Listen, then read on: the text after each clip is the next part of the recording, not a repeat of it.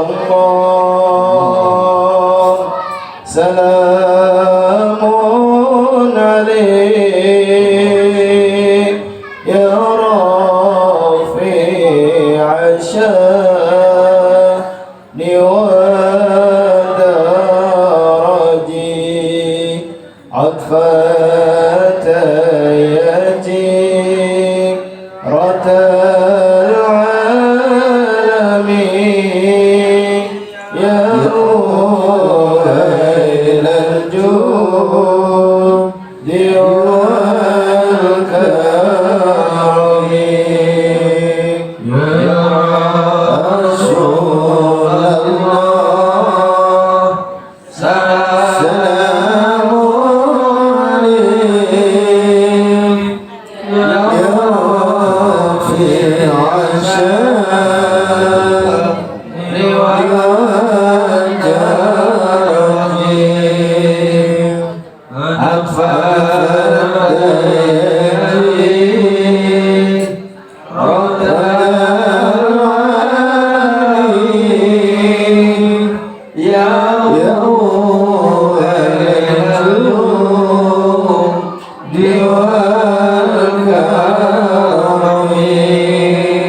ربي فاغفرنا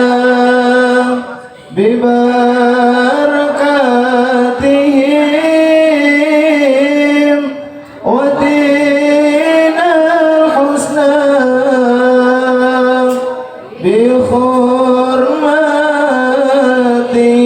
بحرمتهم وآمثنا في طريقتهم ومعافتهم من الفتن ومعافتهم من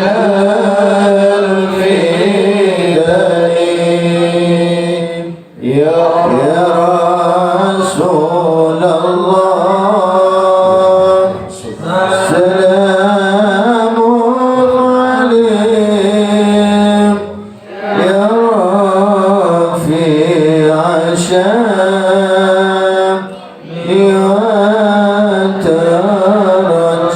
والترجيم عطفة رد العالمين يا أهل الجود والكرم اللهم صل وسلم وبارك عليه وعلى آله. ولما تم من حمله الشهران على مشهور الأقوى المروية توفي بالمدينة المنورة أبو عبد الله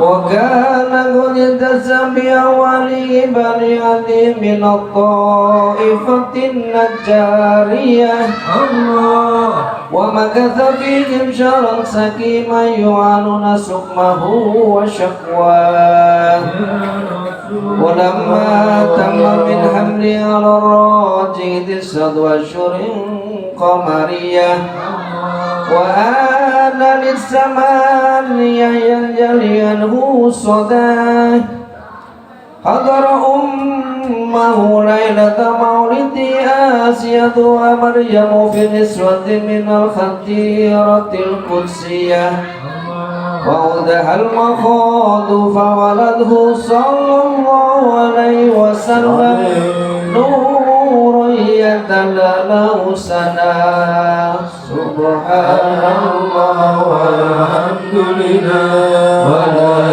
إله إلا الله والله أكبر سبحان الله والحمد لله ولا إله إلا الله والله أكبر سبحان الله لله ولا إله إلا الله والله أكبر محال القيام صلى الله على محمد صلى الله عليه وسلم صلى الله على محمد صلى الله عليه وسلم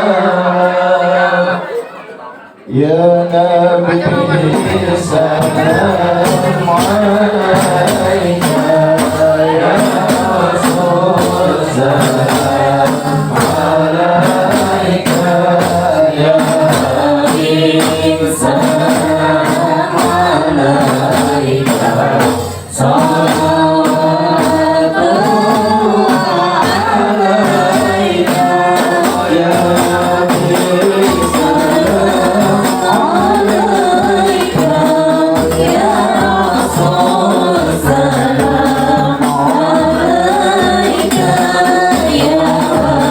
حبيب سلام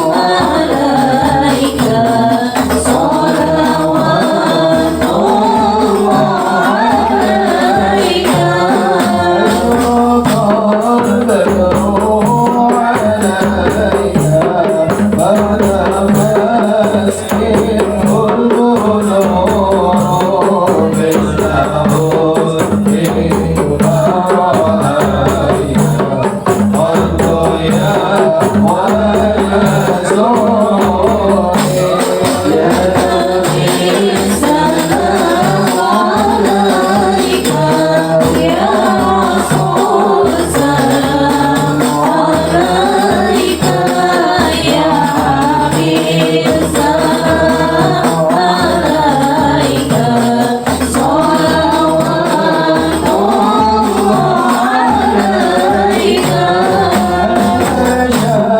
صلوات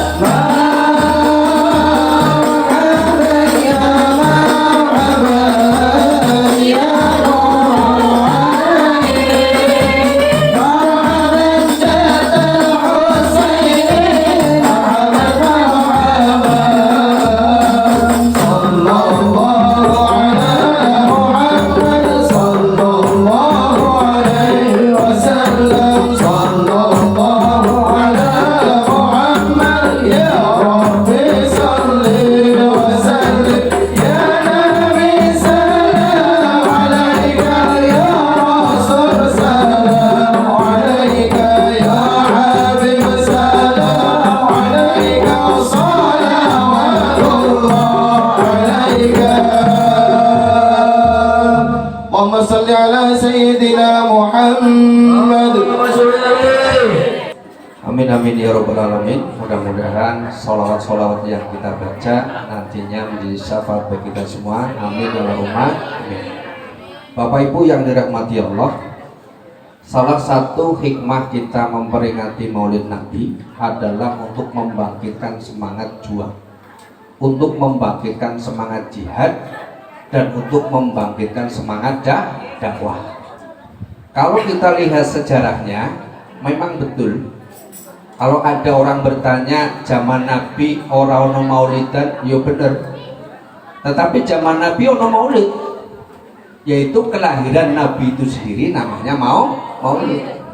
Adapun peringatan maulid menurut sejarahnya itu terjadi 500 tahun setelah Rasulullah wafat. Kalau versi yang kedua, pada tahun kurang lebih 1000 Masehi itu sudah ada peringatan maulid yang diselenggarakan, yang dilaksanakan oleh Bani Fatimiyah atau Daulah Fatimiyah yang berpusat di Mesir, di mana Daulah Fatimiyah ini sebagai cikal bakal lahirnya kampus yang cukup terkenal di dunia, namanya Kampus Al-Azhar. Dan salah satu lulusannya ada namanya Muhammad Husin Haikal, di mana pada tahun 1930-an Muhammad Husin Haikal mengarang sebuah buku namanya Sejarah Hidup Rasulullah Shallallahu Alaihi Wasallam. Kenapa 500 tahun setelah Rasulullah wafat baru ada maulid? Karena pada waktu itu terjadi kemunduran dakwah Islam. Perang di sana sini kalah, dakwahnya melempem, doro dogelem dakwah. Karena sesuai dengan sabda Rasulullah, akan datang kepada umatku suatu penyakit namanya penyakit wahan. Apa itu penyakit wahan? Hubbud dunya wa karahiyatul maut. Cinta dunia dan takut akan kematian. Wong sing seneng dunya akhirnya pelit. Nek wong pelit ora gelem sedekah, padahal dakwah perlu dana mboten? Perlu dana. Apa meneh perang? Perlu dana yang lebih besar, buat tuku panah, buat tuku tombak, buat tuku pedang. Sampai akhirnya pada waktu itu perangnya kalahan itu terjadi masih di akhir Daulah Fatimiyah. Kebetulan salah satu gubernur dari Daulah Fatimiyah yang berpusat di Irak namanya adalah Sultan Salahuddin Al-Ayyubi. Dia salah satu gubernur awalnya, kemudian menjadi panglima perang. Kemudian setelah menjadi panglima perang, akhirnya dia menjadi sultan, namanya Sultan Salahuddin Al-Ayyubi. Melihat kemunduran dakwah, melihat kekalahan perang yang ada, beliau berpikir musyawarah kepada para pejabat agama atau tokoh-tokoh agama yang ada, piye caranya membangkitkan semangat. Maka diadakanlah lomba. Yang pertama, lomba biografi Nabi, yaitu lomba mengarang sejarah Nabi. Dan salah satu kitab yang dilombakan dan kebetulan juara satu di dunia adalah kitab Al-Barjanji yang dikarang oleh Imam Ja'far Al-Barjanji. Maka dengan kitab-kitab itu diceritakan kembali kemuliaan hidup Rasulullah, perjuangan Rasulullah, kemudian orang pada semangat berjihad, orang pada semangat bersedekah. Yang kedua, untuk membangkitkan semangat jihad pada waktu itu, di samping lomba mengarang kitab adalah lomba pidato yang diikuti oleh segala kalangan umur, campur, yono anak-anak, ono remaja, ono bapak-bapak, ono ibu-ibu. Yang ceramah pada waktu itu adalah Ustadz Uwas pada zamannya, Ustadz Adi Hidayat pada zaman itu, Ustadz Januddin MZ pada zaman itu, Ustadz Mama Dede, ada Mama Dede pada zaman itu. Tapi kira-kira Bu, Pak, kira-kira siapa sing menang juara lomba nih? Halo? Yang menang adalah ibu-ibu, dan dia bukan seorang penceramah, tetapi dia adalah seorang ibu rumah tangga. Dengan nekatnya dia daftar melu lomba pidato. Tetapi hebatnya ketika beliau mau berpidato, izin sama panitia, kalau bahasa saya, Pak panitia, boleh nggak saya pinjam sangkurnya, boleh nggak saya pinjam pisaunya. Lalu untuk apa? Mau ceramah kok datang pinjam pisau. Nah nanti ada deh. Maka kemudian dia ceramah, sebelum ceramah dia angkat jari manisnya, dia gores jari manisnya dengan pisau, maka mengucurlah darah. Kemudian beliau mengatakan, cukup kami bagi ibu rumah tangga mengucurkan darah, memberikan semangat juang kepada bapak-bapak untuk maju ke medan perang. Sejak saat itu wong podo gelem jihad, wong podo gelem sedekah. Akhirnya kemudian terbukti beberapa ratus tahun kemudian, puncaknya pada tahun 1453, umat Islam bisa menguasai Roma yang pada waktu berkedudukan di Konstantinopel di bawah kepemimpinan Sultan yang sangat muda, namanya Sultan Muhammad Al-Fatih. Nah ini salah satu hikmah daripada kita memperingati, mengenang kembali sejarah hidup Rasulullah Shallallahu Alaihi Wasallam.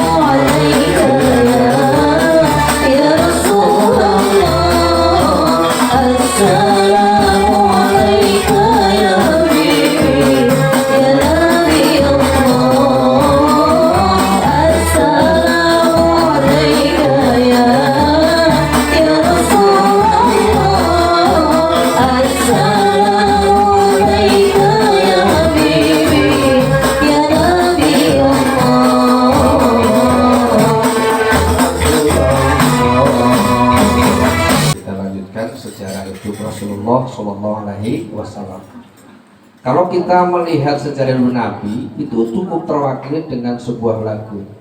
Ada yang Abdullah nama ayahnya, Aminah ibundanya. Karena memang kebetulan, bukan kebetulan nih, karena memang ayah daripada Nabi Muhammad adalah Abdullah.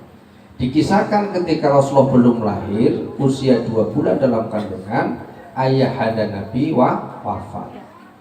Kemudian ketika Rasulullah lahir, saking senangnya kakek Nabi yang bernama Abu Thalib dan saking senangnya paman Nabi yang bernama Abu Lahab, saking senangnya maka diadakanlah, kalau bahasa kita, serokolan, berkahan, tumpengan dengan menyembelih onta dan menyembelih kambing.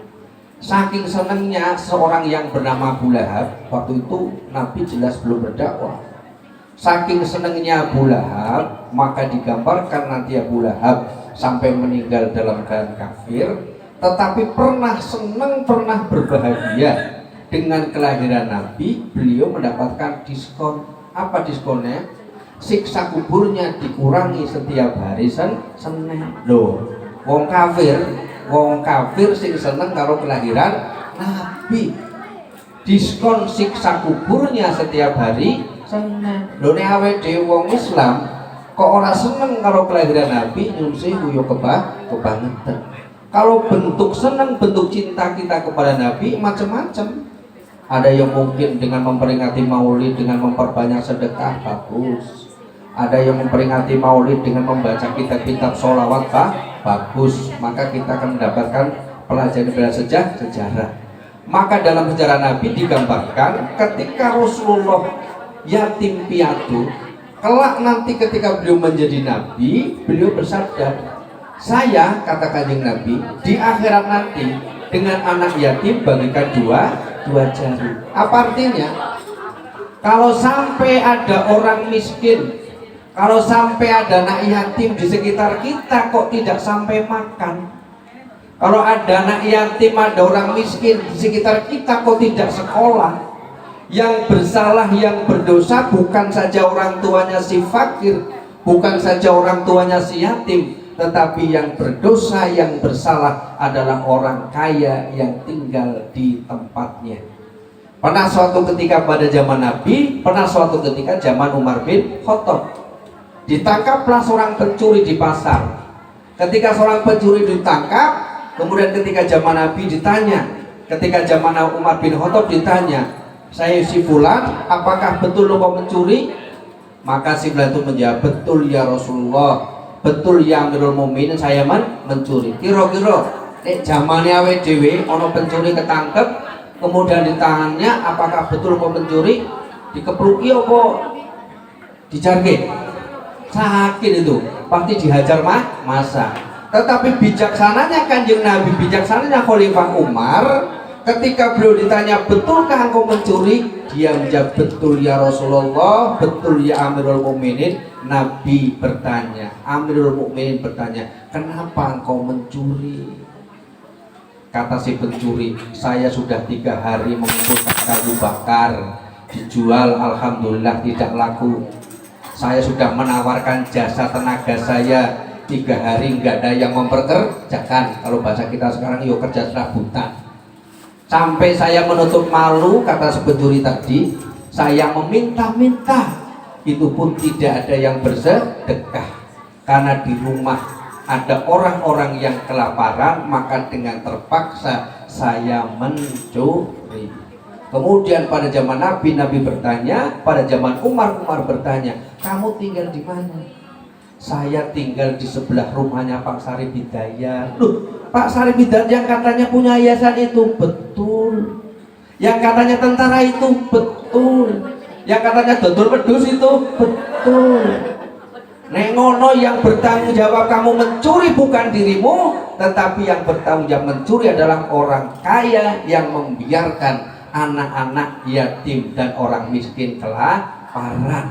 Nun sewu, niki renungan muhasabah bagi kita semua. Yang kedua, ketika Rasulullah kecil, menurut tradisi budaya Arab, kalau orang agak terpandang ketika anaknya lahir itu nun sewu nggih, diopeni atau diopekno, itu diungsikan atau diasuh oleh orang kampung. Kenapa orang kota ketika punya anak diasuh oleh orang kampung? Lihat zaman kerajaan. Anak-anak raja yang pengen anaknya jadi pangeran yang bagus, jadi putra mahkota yang bagus, maka ketika sebelum dia menjadi putra mahkota, terlebih dahulu dia diasingkan ke kampung. Kenapa di kampung? Karena kampung zaman biyen sebelum ada HP, kampung zaman biyen sebelum ada listrik, kampung zaman biyen sebelum ada TV, kampung zaman biyen sebelum ada aneka hiburan, kampung adalah lambang gotong royong, kampung lambang tolong menolong, kampung lambang toleransi, kampung lambang kejujuran, kampung lambang kebaikan, kampung lambang semua hal yang baik. Itu digambarkan adalah kehidupan di kampung. Coba jenengan waktu di kampung, ora bakal kaliran ndayo ngerti Bu? Dolan silaturahmi ping 5 iso mangan ping 5, dolan 5 omah iso ngopi ping 5. Nang kota belum tentu. Ditawari kopi pas rablu mau, diwarin kopi pas rablu udah niki lebih badhe tak masake baju kok malah lunga. Tetapi kemudian ketika kampung itu diwarnai dengan budaya-budaya yang tidak baik, mohon maaf saya tidak ngarang, nanti baca sendiri. Ini kitab juga karangan orang Mesir, bukan karangan saya.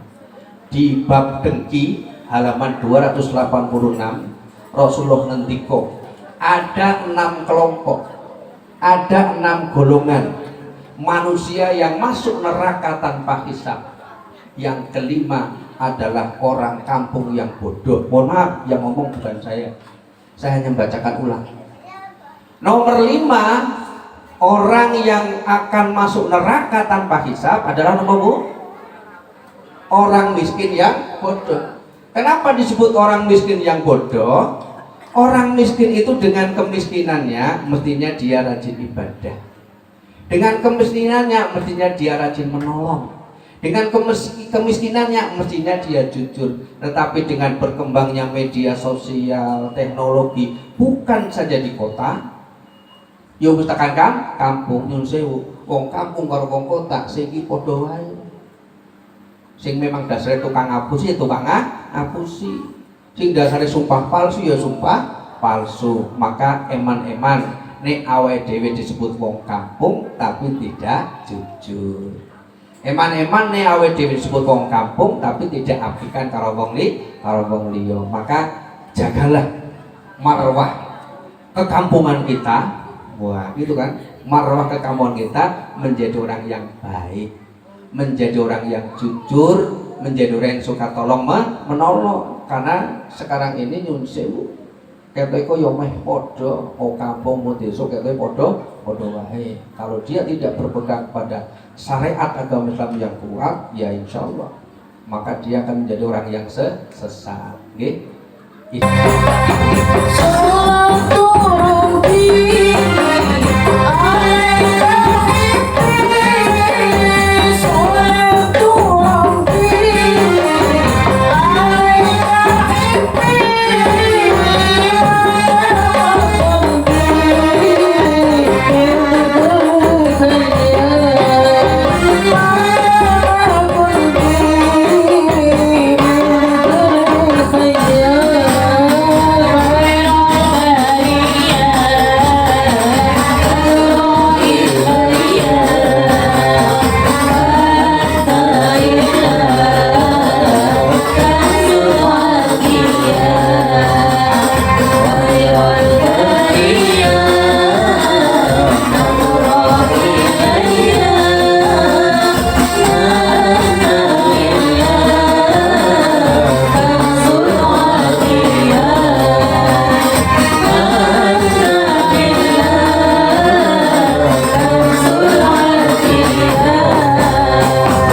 Ketika Rasulullah SAW usianya masih anak-anak, sekira usia 9 sampai 13 tahun, Rasulullah diajari beternak atau menggembala. Ada beberapa pelajaran dari menggembala. Yang pertama, ternyata angon wedhus ki ongel. Nggih, saya itu. Mohon maaf, saya juga orang Jawa. Survei membuktikan wedhus sing paling angel dingon, wedhus sing paling angel digembala iki wedhus Jawa. Aku ora ngomong Jawa lho ya. Menggembala itu angel, Pak. Ternyata filosofinya gembala wedhus kuwi angel, ternyata menggembala manusia jauh lebih susah. Menungso duwe akal, duwe ati, duwe agama, wis ngerti wayahe salat yo kadang kosek. Wis ngerti wayahe berbakti karo orang tua, kadang mengkosek. Dene wedhus karuane ra.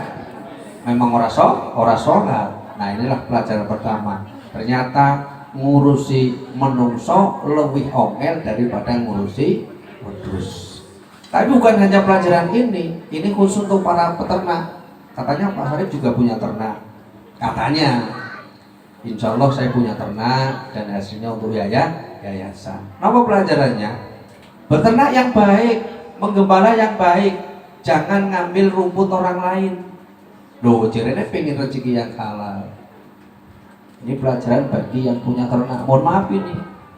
Maka Nabi diajarkan ketika menggembala kambing tidak boleh di ladangnya orang lain.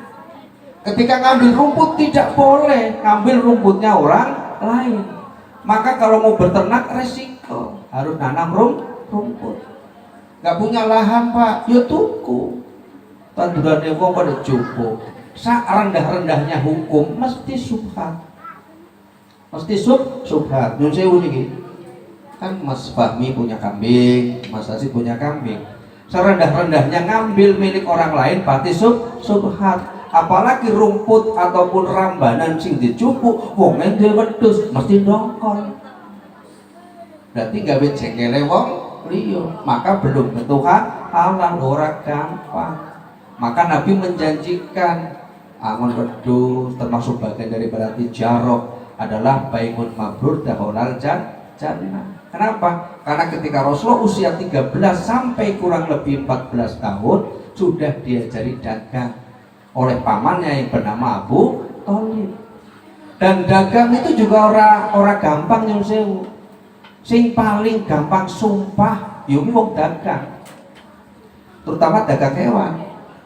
Iya, Pak. Wedhus urang urung dinyang belas, sumpah demi Allah, iki wis denengan Pak Fahmi 3 juta, ora takekno. Bojenengan wae 2,5. Iki pedagang edan ora. Dinyang 3 juta ora dekekno, malah dekekno 2,5 juta setengah, jenenge pedagange edan. Sing paling gampang sumpah, sing paling gampang ngomong ngapusi nyun sewu pedagang, terutama pedagang hewan. Saya berani ngomong seperti ini karena kebetulan saya juga jualan hewan. Maka berdaganglah yang jujur. Orang gampang asal dagang, kudu dari pedagang yang jujur. Ketika Rasulullah usia, kalau di bukunya Muhammad Husin Haikal itu digambarkan usia kira-kira 18-19 tahun. Kalau di bukunya Ensiklopedia Sejarah Islam itu digambarkan usianya 14-16 tahun. Rasulullah bertemu langsung, ngadepi langsung, ngalami langsung dengan sebuah perang namanya Perang Fijar. Apa itu Perang Fijar? Perang Fijar itu asal muasalnya adalah perang rebutan dagangan. Jadi misalnya orang Yaman mau datang ke Mekah agar perdagangannya lebih mudah, lebih cepat, maka sudah ada tengkulak-tengkulak yang ngepul. Misalnya Bani ini, suku ini ngepul minyak, Bani ini suku ini ngepul sutra, ngepul rempah dan lain sebagainya. Biasa. Tukang ngepul yuk biasanya ribut, bahkan diwangi ke gelut, betul ya? Ribut diwangi ke gelut. Ora ono perang ora ono gelut, mergane ora duit, mesti wong gelut wong perang rata-rata mergane duit. Ya. Nyun sewu perang ampun. Ya awalnya duit.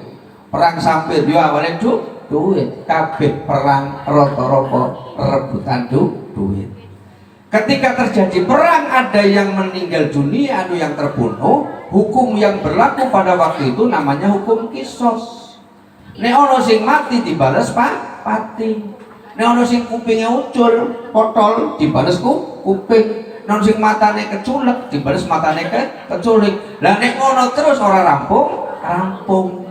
Karena dendam terus. Maka diadakanlah musyawarah namanya hifdzul futul. Apa itu hifdzul futul? Perjamuan makan, musyawarah, rembukan mencari solusi. Napa pelajarannya? Jenengan nek duwe masalah karo sapa wae, nek rembukan jangan dalam keadaan lapar. Bahaya. Tapi rembukanlah dalam keadaan kenyang. Insya Allah cepat dikasih solusi. Pelajaran yang lain, hifdzul futul itu adalah mengajarkan kepada kita cikal bakal nantinya nek awe dewe ngadepi permasalahan apapun perlunya bahasa kalau yang keren sekarang namanya tabayun. Klarifikasi. Kalau sapa wae, oh itu Pak Sarip jahat, tanya dulu sama Pak Sarip.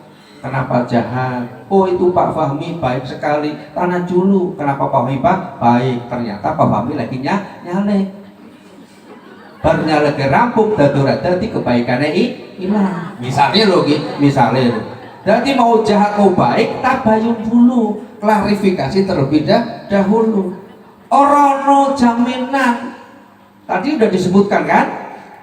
Sabda Nabi 6 kelompok orang yang masuk neraka tanpa hisab. Nomor 5 nopo? Orang kampung yang bodoh. Saya ora ono jaminan. Wong cedal jujur, wong bisu ngapusi yo birang. Wong budeg ndongkolke yo oke, ora jaminan, Pak. Maka perlu tabayun biyen iya kaya wong desa, wong lugu mesti jujur, saiki ora, Pak. Wong desa wong kota kabeh widolanan HP. Tapi itulah nanti TV. Maka pesan kita bersama kalau ada masalah apapun tabayun. Belum tentu orang yang pinter itu jahat dan belum tentu orang yang bodoh itu nakal. Maka diklarifikasi terlebih dahulu. Ini penting klarifikasi. Ini contoh tabayun. Pada tahun 2013 misalnya nih contoh nih, saya jualan ayam dengan seorang teman namanya Suryanto misalnya jualan ayam. Kang dilalai Pak Sarip itu pada tahun 2013 munggah haji. Munggah haji. Otomatis ketika penjualan ayam di Idul Adha sapa sing ngatur? Pak Suryanto. Karena Pak Saripnya pergi haji. Tetapi bisa jadi omongannya beda. Wah, aku kerja karo Pak Sarip ora digawe gaji, padahal perjanjiannya bagi hasil, misalnya seperti itu. Wis hasilnya ora dibagi boro-boro, modale wae ora dibalikno. Wah, akhirnya terjadilah memutarbalikan fakta. Misalnya seperti itu. Maka masalah apapun yang menimpa kita, yang menimpa saudara kita, penting klarifikasi terlebih dahulu. Mau itu ngomong masalah kedinasan, masalah sosial, masalah yayasan, masalah apa saja, klarifikasi. Karena kadang kalau kita mendengar sepihak, orang wong sing cenderung aku salah ki jarang, kecuali lebaran, ya. Lebaran kuwi formalitas. Bar kuwi yo dendam meneh ya. Padahal waktu salaman yo ngaku salah, tapi begitu berlewat halal bihalal nesu meneh ora. Jadi nyun sewu jarang ada orang yang gelem ngaku salah. Maka untuk tahu benar salahnya orang lain, agar kita tidak salah menjustis, salah menilai orang lain, maka perlu klarifikasi, perlu tabayun. Itu terjadi sekira kurang lebih Rasulullah usianya antara 18 sampai 19 tahun. Ada suatu metode menyelesaikan masalah namanya hifdzul futul. Begitu, monggo.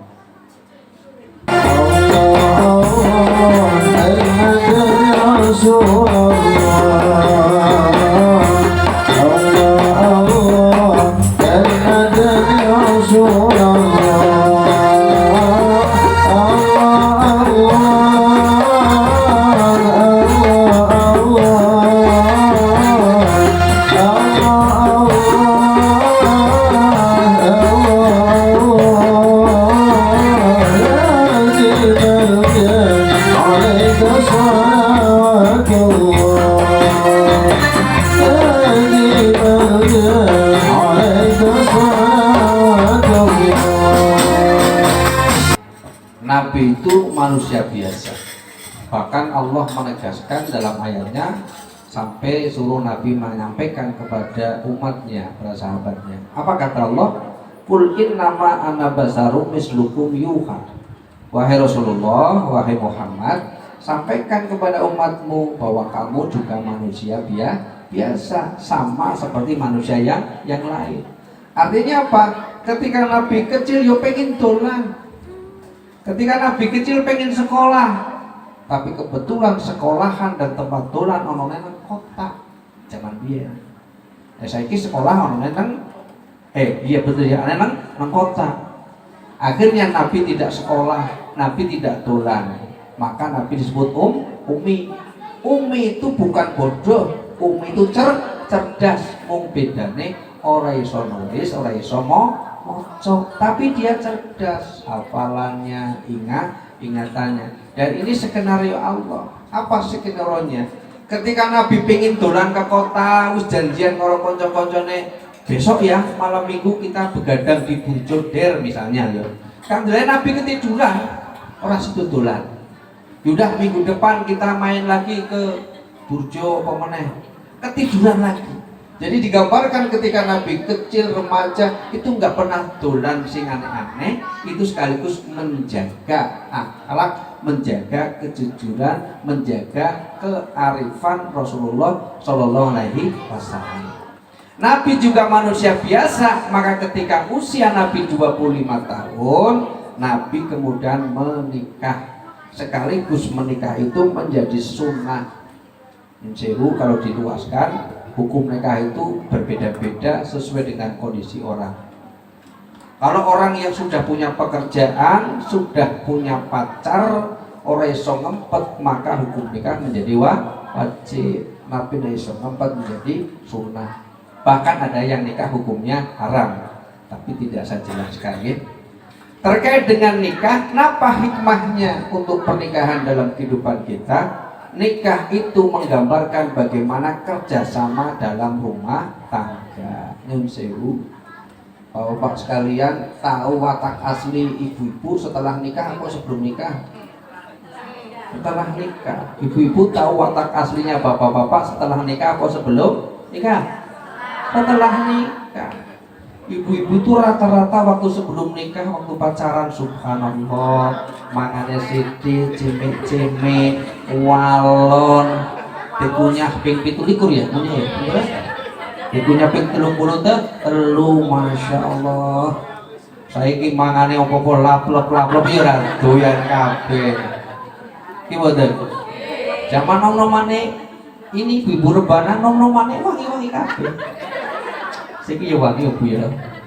Tapi nek orang acara orang wangi, mambune minyangi.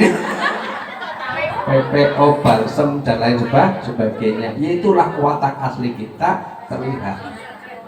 Maka kalau orang sebelum menikah ibarat lagu lagi nyanyi lagu Asmorondono karo gampung. Tapi baru wis duwe bojo nembang lagu dandang kula. Napa itu artinya dandang kula? Ya wong urip kadang entuk dandang, kadang entuk kula. Dandang itu ibaratnya kadang entuk masalah, kula itu kadang ibaratnya entuk nikmat. Bapak-bapak sing entuk bojo apik, pinter, sugih ya alhamdulillah. Ibu-ibu sing kebetulan duwe bojo kaya pas-pasan ya sabari. Ya piye meneh. Lho bojo kok ya dodolan wae ora cocok didol ora cocok kan ganti aja nggih. Maka rumah tangga itu berjalan atau tidak tergantung kerjasama dalam rumah. Nyun sewu Pak, niki sampaikan mumpung ada bapak ada ibu. Ternyata kewajiban gawe kopi, kewajiban ngepel, kewajiban apa man ibu? Itu bukan pekerjaan ibu, bukan pekerjaan istri. Pak, dengerin Pak ya. Ngepel, nyuci baju, masak, gawe kopi, gawe teh, nyetrika, itu bukan pekerjaan ibu. Betul itu. Pekerjaan ibu itu cuma dua Bu. Yang pertama taat kepada Allah, yang kedua taat kepada suami. Jadi kalau suami minta tolong gawe kopi Bu, yo digawe no. Nek suami minta tolong nyuci baju yo dicuci no. Ingat kewajibannya cuma dua. Dan ini anak percaya, lihat kewajiban anak laki dengan anak perempuan. Kewajiban anak perempuan itu putus kepada orang tuanya setelah dia menikah. Dia ridhonya berpindah kepada ridho suami. Alhamdulillah. Tapi suami yang baik jangan main ancam. Awas lu. Pulang kampung nek aku ora ridho neraka lho iki. Ojo diancem-ancem koyo ngono. Nek suami yang soleh, lho pasti istrinya besok orang tua, istrinya mau pulang kampung mestinya diizinkan sebagaimana bapak-bapak pingin ngopeni wong tua. Kenapa bapak-bapak? Kewajiban anak lanang kepada orang tua seumur hidup, bahkan sampai meninggal pun kewajibannya jatuh kepada anak lanang. Itulah sebabnya dalam waris, dalam bahasanya sepikul segendongan. Sing mestine ngompeni wong tua itu adalah anak. Buktine sing ngompeni wong tua ternyata anak itu. Makanya jangan cemburu kalau kemudian waris dibagi rata. Awalnya iya Pak, bener. Warisnya wong lanang itu 2 kali lipat. Apa kewajibannya ngurus wong tua? Nyatane sing ngurus wong tua rata-rata anak wedok. Kenapa anak lanang ora wani ngurus wong tua? Mergo ya Allah. Berarti nek wong lanang sampai wedi karo bojone, berarti ditanda tanya solehahnya di mana? Kok sampai bojo njaluk kopi wedi. Diwangi ngumpet jajan nang jowo. Nah, ini karena orang solehah ini Nah, inilah rumah tangga sebenarnya kerjasama suami istri. Rumah tangga itu ibaratnya nahkoda, kapal. Jadi mau belajar bersama-sama, yuk kerjasama. Nahkoda, anak buah kapal dan lain sebagainya. mau gelombang besar, mau angin kecil, asal rumah tangganya kompak, insya Allah kompak. Kalau masalah cinta kecil sudah rebutan orang belum tahu jawab, gue bang Didi ke toko, gue sih utang, dua akhirnya ya umpet-umpetan gorengnya nyaur, nah makanya harus kompak. Ini kewajiban dalam rumah tangga. Kemudian ketika Rasulullah usianya digambarkan 30-an tahun, di Mekah ada peristiwa namanya banjir bandang yang mengakibatkan lepasnya Hajar Aswad dari kedudukan semula. Ketika Hajar Aswad lepas dari kedudukan semula, setiap kaum, setiap suku merasa paling berhak untuk meletakkan Hajar Aswad. Kalau saya ibaratkan kaum, saya ganti dengan RT misalnya. RT 1 merasa berhak untuk meletakkan Hajar Aswad. Kenapa? Saya RT tertua. Gitu ya. RT 2 juga merasa paling berhak. Loh, kowe memang RT tertua, tetapi kerja bakti masjid tiap hari itu RT 2 loh. Jadi saya yang paling berhak misalnya loh, RT 3 ya ora kalah. Loh, aku sudah wilayah loh. Masjid ini manggone nang RT telu, RT 4 yo mau kalah, tapi kan donaturnya RT 4. Kowe nanggon itu ora tau nyumbang misalnya lho. RT 5 yo mau kalah, kowe mau donatur tok, sing memakmurkan masjid RT 5. RT 6 yo mau kalah, RT 7 yo mau kalah dan seterusnya. Ya pitung RT wae wong RW dhewe pitung RT. Ini contoh saja, kalau kaum diganti RT. Tidak ada kata sepakat antara mereka siapa yang berhak meletakkan Hajar Aswad. Akhirnya para istilahnya sesepuh RT sepakat wis ngene wae. Ibaratnya kita bedek-bedekan, bahasa negatifnya taruhan lah. Sopo esuk-esuk sing teko nang Masjidil Haram melalui pintu Bagus Salam, dia yang kita percaya untuk meletakkan Hajar Aswad sekang dilalahi. Pada waktu itu urung ono HP. Coba kalau ada SMS langsung begitu rapat, besok yang meletakkan Hajar Aswad adalah siapapun yang datang pertama, mesti jenengan langsung SMS karo anake, nang besok nang masjid sik. Paling gak gasik nopo dapat kehormatan meletakkan Hajar Aswad. Rono nggak ada yang memberitahu. Kenapa? Alami, belum ada komunikasi. Kemudian ketika pagi hari datang, ternyata orang yang pertama kali datang melalui pintu Bagus Salam siapa? Ayo, Muhammad Sallallahu Alaihi Wasallam. Semuanya tahu itu Muhammad. Tetapi walaupun semuanya tahu itu yang masuk adalah Muhammad, tidak ada satupun manusia yang ada di situ menyebutnya dia Muhammad, tapi menyebutnya Al-Amin, orang yang terpercaya. Dari mana dia terpercaya? Referensinya ketika anak-anak dia tidak saru ngomongnya. Nggih, anak-anak ngomongnya aja sing saru, nggih. Aja kecepatan gede ya. Urupaya gede wis cepet gede. Ketika dia menggembala kambing, jujur. Ketika dia dagang, jujur. Ketika dia bermasyarakat, serawung kalau tetangga. Ketika dia berumah tangga, yuk tanggung jawab. Semua handetolan, semua orang mempercayai, meyakini bahwa Muhammad orangnya jujur, maka dia disebut dengan Al-Amin. Nah, kejujuran itu aslinya adalah berangkat dari hati nurani masing-masing. Kejujuran yang asli, kejujuran yang hakiki itu bukan karena kepentingan tertentu. Sebab kalau kita jujur karena kepentingan tertentu, apabila kepentingannya tidak berhasil, bisa jadi kejujurannya hilang. Inilah pelajaran penting sekarang ini, kejujuran apa wae profesine. Apa dia mau TNI, Polri, pedagang, angon wedhus, angon sapi, apa meneh dan sebagainya. Nun sewu, kejujuran sekarang ini harganya mahal, maka dilambangkan oleh Rasulullah Muhammad sebagai seorang yang Al-Amin. Rabbi, Rabbi, Rabbi, salimna ya Allah, ya Allah.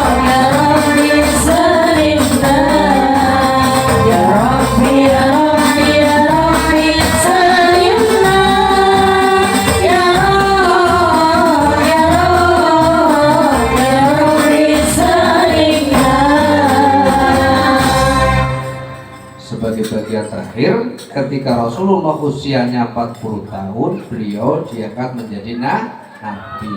Itu adalah usia kematangan, usia kedewasaan. Maka jaluk tulung tenanan wong sing umur wis 40 tahun ibadah ojo dolanan. Ibadah sing bener. Ning jenenge bocah cilik nang ndi bae ya dolanan. Kari-karine sing duwe bocah diarahkan dolanane ndelok papan panggonan.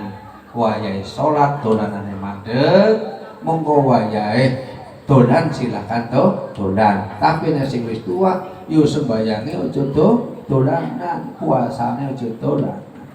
Ketika Rasulullah pada periode pertama di Mekah dakwahnya tidak berhasil, kemudian pada usia kenabian ke-13 beliau hijrah. Apa pelajarannya? Nek jenengan kok manggon di suatu kampung kok merasa tidak berhasil, yo pindah. Yang penting pindah itu semakin baik keimanannya. Pindah itu yang penting semakin baik dunianya. Udah pindah kok malah tambah susah, berarti pindah ke tempat yang salah. Boleh kita hijrah, boleh kita pindah, terjaga imannya dan terjaga dunianya. Ketika Allah sudah hijrah di Madinah, kemudian mulai ada beberapa perang, kurang lebih ada sekitar 167 peperangan kecil maupun besar yang dialami oleh Rasulullah. Salah satunya misalnya adalah perang Mu'tah. Perang Mu'tah itu perang yang terjadi di daerah Mu'tah, namanya desa Mu'tah, di kota namanya Palestina. Nah, panglima perang Mu'tah itu namanya Zaid bin Harisah. Itu masih anak angkat Rasulullah Shallallahu Alaihi Wasallam. Dalam bukunya Muhammad Husin Haikal, insya Allah neng kajian pasti nggak disampaikan. Ini kajian loh ya. Tapi dalam pengajian pasti disampaikan. Apa bedanya kajian atau pengajian? Kalau pengajian itu duitku, nek kajian punyanya mereka. Kalau pengajian duitku, ya sering ngaji. Cara kajian tuh. Kalau di pengajian pasti disampaikan. Panglima perang pertama perang Mu'tah adalah Zaid bin Harisah. Kemudian Rasulullah menyampaikan sebelum pergi ke Mu'tah, maka kamu ziarah dulu ke bapakmu. Itu kata Rasulullah. Insya Allah nang kajian nggak disampaikan bab ziarah kubur, nang pengajian mesti disampaikan bab ziarah kubur. Bukunya podo Pak, namun dalangnya betul. Masih buku Muhammad Husin Haikal. Buku itu cikal bakal di Indonesia menjadi salah satu literatur salah satu partai tertentu. Tetapi bab itu tidak disampaikan. Termasuk bab bagian akhir hidup Rasulullah.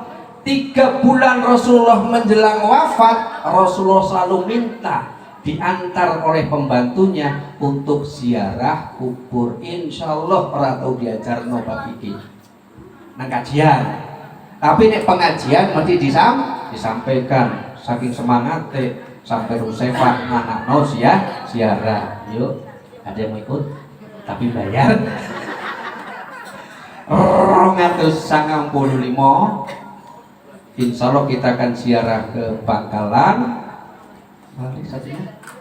Ampel, kemudian Gus Dur. Insya Allah nek nanti ono rezeki tak bonusi prasmanan di rumah makan 2 kali.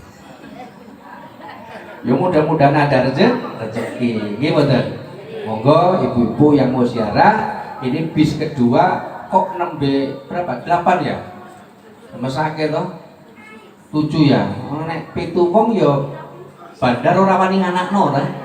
Sing nganakno sing marakaku ya bisa tuh ya mohon mangap ini ra. Yang nomor bis 2 ya kalau enggak minimal 40 yo abot ra. Abot 40 wis tak katrol kuwi tak ewangi utang sana utang sini. Nah oleh karena itu monggo untuk mengenang kembali perjuangan sejarah siapapun, salah satunya adalah ziarah kubur.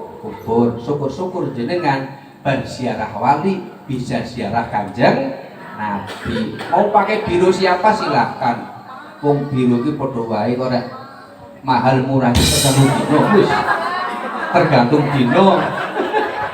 Tergantung lamanya, tergantung hotelnya, tergantung makannya. Yang terakhir kami mengharap kepada tim Azhara, ini yayasan Pak, tidak terikat RT, tidak terikat RW, tidak terikat masjid. Jadi di sini ada sholawatan tiap Senin, alhamdulillah sudah kurang lebih 200 orang kurang tiap Senin. Iya betul ya, 200 orang kurang itu setiap Senin sholawatan. Jadi ibu-ibu bapak-bapak yang ada kelonggaran waktu silahkan bergabung di sini karena tidak terikat masjid, tidak terikat RT, tidak terikat RW. Ya alhamdulillah walaupun 5 orang tetap berangkat Pak. Sholawatan 5 orang maju ya, 3 orang jalan. Walaupun nanti dewean kaya wong edan. Maka jenengan saya mengharap menghimbau sing mungkin duwe waktu kebetulan jadwal sone rada renggang monggo rawuh teng mriki sholawatan bareng sing diwaca persis tadi. Cuma tadi agak dipotong-potong karena ada kajiannya. Biasanya dibaca ya standar aljan dibaca dan lain sebagainya. Kemudian sebagai tanda silaturahmi kami menginformasikan di sini bukan saja sholawatan, bukan saja yasin tahlil, insya Allah sesuai dengan kemampuan kami ada program bantuan usaha dan ada program pinjaman lunak tanpa anggunan, tanpa bunga. Tapi syarat ketentuan berlaku. Yo gede-gede yang pertama ya lah. Mulai bantuan gede waktu dewi yo pengen bantuan. Bantuan insidentil itu misalnya apa? Arep berobat, mari dokter 200.000 utang tonggo ra dikeki, yo mlayu rene sapa ngerti aku iso bantu. Tapi yo dibalekno ya. Lo kan tanpa anggunan, tanpa bunga. Nanti kan disortir. Kalau memang tidak perlu dikembalikan, nggak usah dikembalikan. Mau modal usaha, sing kira-kira kok 1000 iso dagang, yo koordinasi ke sini. Saya mau usaha ini, siapa tahu yayasan bisa bantu. Kenapa? Apalah artinya kita hidup misalnya nih, duit orang iso bantu wong nih. Ingat prinsipnya, kalau sampai ada orang meninggal karena lapar, kalau sampai ada orang mencuri karena lapar, maka yang berdosa bukan saja pencurinya, tapi yang berdosa adalah orang kaya yang ada di tempat tersebut. Maka mari kita dengan hikmah maulid Nabi, yuk kita meneladani akhlak Nabi. Ketika Nabi diminta doa oleh salabah, walaupun salabah orang genah, ya Nabi aku dongakno dadi wong sugih. Apa Nabi terus ya tak dongakno dadi wong sugih? Boten. Ketika Nabi diminta doa oleh sahabatnya menjadi orang kaya, yo tak dongakno dadi wong sugih, iki wedhuse gitu. Saiki kok nek didongan, jaluk dongane yo aku tutur bakso, yo tak dongakno. Jaluk donga itu maksudnya jenengan melarisi. Jenengan melu tuku supaya payu. Lho jare jaluk donga tok kalah karo undangan manten. Lho sewu, awake dhewe kalah karo undangan manten. Coba undangan manten isi nopo? Mohon doa dan buktinya jenengan nyumbang semua. Ya betul. Undangannya mohon doa dan restu tok lho. Tapi buktinya awake dhewe nyumbang kabeh. Nah, maka kalau ada orang minta doa, lihat keperluannya.